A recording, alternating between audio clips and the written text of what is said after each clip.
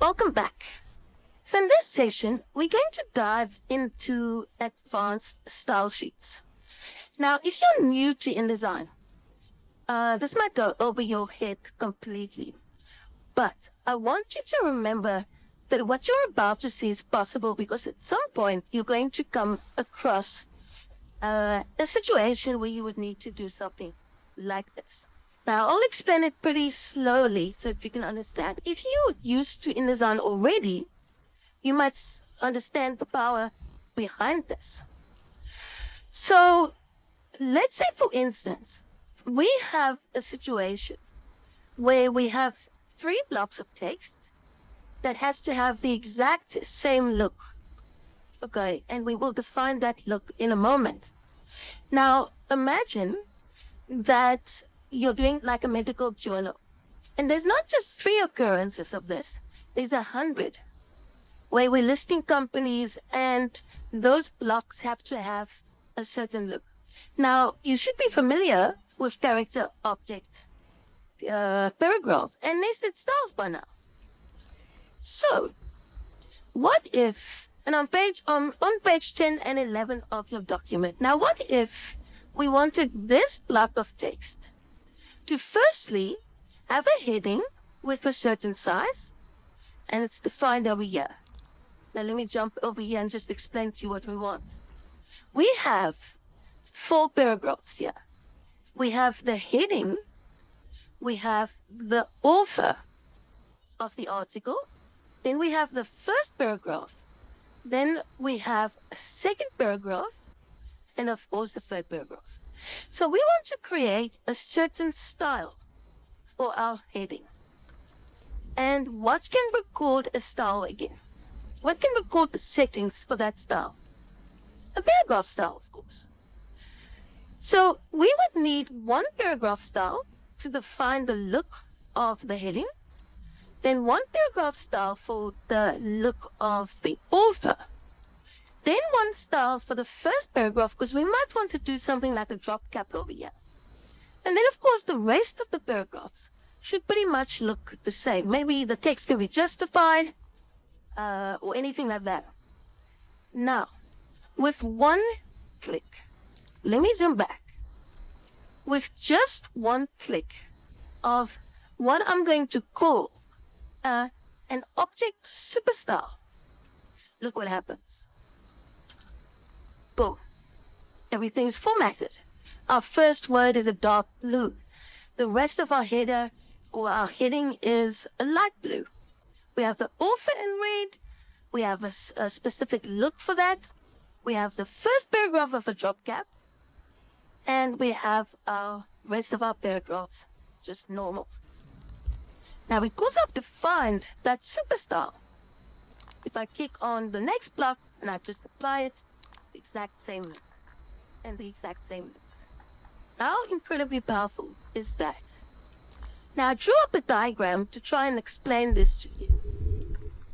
I'm going to jump to it, and we'll jump between the two just to see what's happening here. Okay. So the look was, firstly, the heading. Look at the heading there. So you'll remember from our previous session that we had a nested style. Remember when we went and created the nested style where we had the text is red up to the colon and then the blue? What did we do in this case? To create a nested style, we needed 2 character styles, red and blue. Okay. So, in order to create this paragraph style, we would have to create 2 character styles. 1 for the dark blue, 1 for the light blue. And those 2 character styles would be embedded in the main paragraph style, which we would call heading. Okay, so that is the first paragraph style we need to define. The second one would be the paragraph style for the author, to make that text red and, for instance, Arial and italic. Okay. The next paragraph style would be the first paragraph in my block. And it would be defined with a drop cap of 2 lines, and maybe that text is justified. The next paragraph would be a normal paragraph. And that normal paragraph style sheet would, of course, be applied to the second and the third paragraph over here. Okay.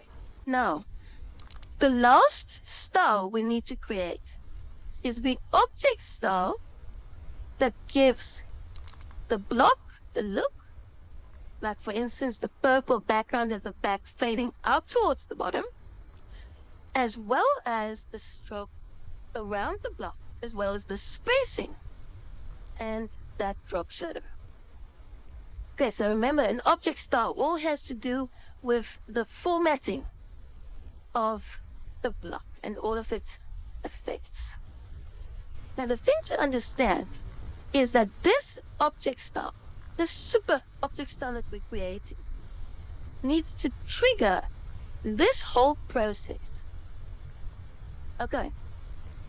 So, in the end, we end up with an object style that's clicked that pretty much jumps back and creates this whole process and looks at the first paragraph and it says, okay, once I hit the hard return or the end of that paragraph, I need to apply a next paragraph style. And after that one, a next paragraph style. And after that one, a next paragraph style. So, how do we achieve this? Firstly, we want to create the look, because we need a look, what the final look would be in order to create the character styles and the paragraph styles. I'm going to jump back to your document and we'll start the process.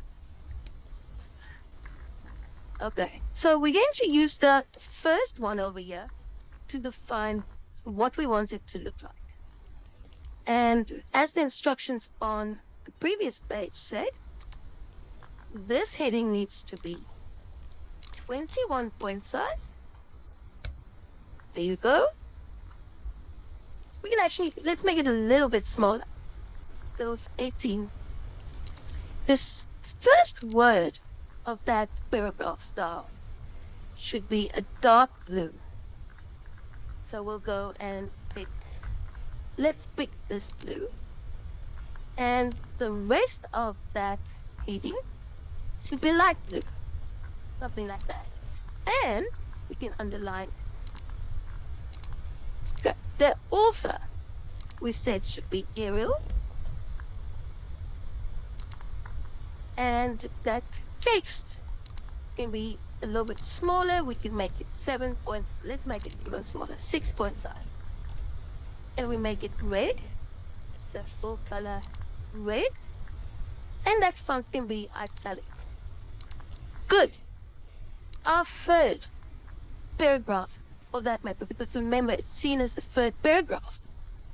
This one could have a drop cap of 2 lines, and that text should be justified. And the rest of the paragraph, so we just take one of those paragraphs and we tell it that that should be justified. Alright, so we've created the look for our 4 paragraphs. And if we go back to the diagram, what we've defined now is the look over here, this one, and this one. So those 4 is ready to be converted to paragraph styles. So let's go and define them.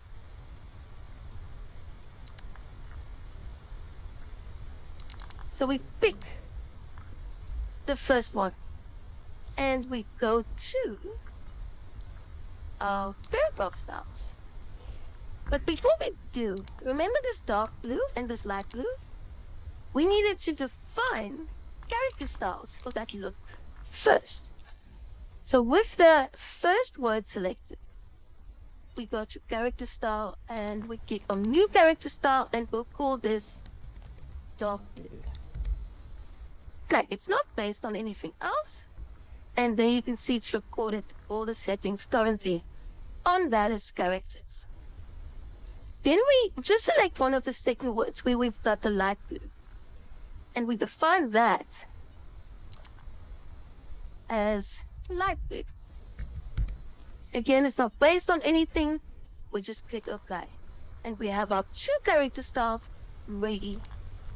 And it's those two that needs to be nested inside the heading paragraph style. Okay, bear with me. I know this is getting tricky. Now, we're going to select the whole paragraph, and now we define that paragraph style with the nested style in it. And we call that one heading in our diagram. Okay. Now, from here, we gave it a name. We're going to go to nested styles and click on a new nested style. And we're going to tell it to apply the dark blue through to one word. Then apply the light blue through to where? Look at that. To the end of the sentence. Okay. So we have our first paragraph style. Now, on the diagram, we said that the first paragraph style should call the next paragraph style when it's done. So over on channel, we have this next style option. But the problem is the next style, which is the author, does not exist yet. So we'll come back to that. You just click OK, and there's our new paragraph style. Now we select the second paragraph, the author, and we click new paragraph style. It's recorded all of the settings, and we call this author. Alright, click OK. Then we select our first paragraph and just drag over it. And we define this one as, we can call it first paragraph.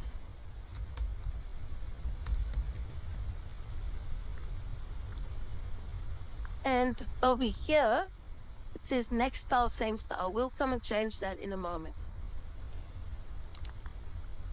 And then we take our normal paragraph and we define that as normal paragraph.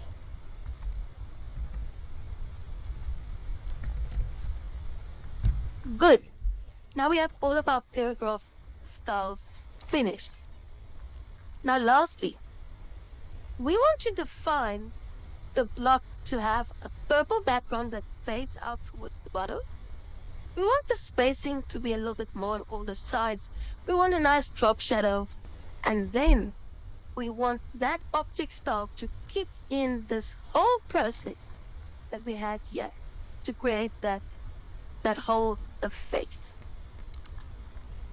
So with the whole object selected, we're going to define a new object style from our object style menu.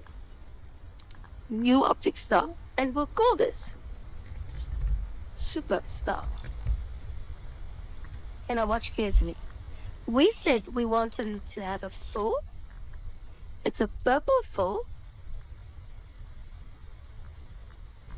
And we wanted to have an effect where it fades out to the bottom.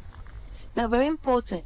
In your object styles, we can have effects on the stroke, the whole object, the full, or the text. If we put this on the whole object, then our text will fade out to the bottom. We don't want that. So we only put it on the full color. And we tell it to have a directional feather of 20 millimeters towards the bottom of the box. Good. What else do we want? Remember, there's so many settings here. Let's go, for instance, to the stroke. We want a black stroke. We want it 0.5 point size, solid line. Then we want some space in the box, and that is under your text frame general options. And we're going to define this 3 millimeters on all sides. Okay, you with me? And then lastly, for the stroke, we want to create a low drop shadow. And that drop shadow will fall quite close to the object. Let's make it to 0.34 then. And the size, let's leave it 1.17. We can always change it later. Okay, so all of that will now be applied if the style is clicked. But there's one more thing. Remember this process that needs to start calling the first paragraph style, which was the heading, and then call this paragraph style, and then this one, and then so on. We need to tell that object style under paragraph styles to go and grab the first paragraph style, which in our case is called heading. And then a very important function, it says apply next style. So it says for every paragraph, there would be a next style that would be called. So we keep on apply next style. We keep okay. Right. Now, we need to go back to these paragraph styles because we have to tell them which one is next. Heading needs to call author. Author needs to call paragraph. First paragraph. First paragraph needs to call normal paragraph. Right, so we go back to our heading paragraph style. And we tell it, when you are done, call the next style, which in our case is author. And obey. We go to author. And we tell author to call what? The first paragraph. We go to first paragraph. And we tell it to then call normal paragraph. And then normal paragraph, what is that going to call? Because we don't have another one. So we use a function called next style, which means for every rest of the paragraphs, every other paragraph, it just needs to say the same as normal paragraph. And we are done. We basically created this whole process. And the object style, if we did it correct, should now call all of this in one click.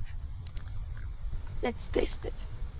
So I'm clicking on that block, like it on my sheet style. Sorry, I clicked the wrong object style. Boom. All formatting done. Next one. Next one. Can we give it a hand to InDesign? How powerful is that? So again, if you're used to InDesign, I know you understand just how cool this is. If you have been working with InDesign for a while, you'll understand how it all fits together. But at the end of the day, I want you just to remember it's possible, and you can always refer back to this session